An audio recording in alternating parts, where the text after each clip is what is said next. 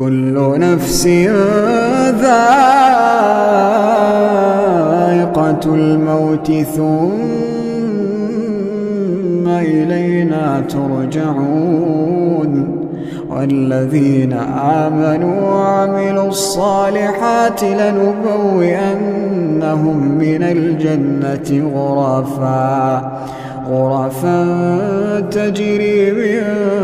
تحتها الأنهار خالدين فيها نعم أجر العاملين الذين صبروا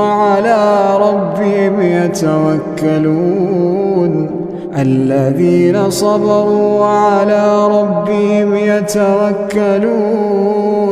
وكأين من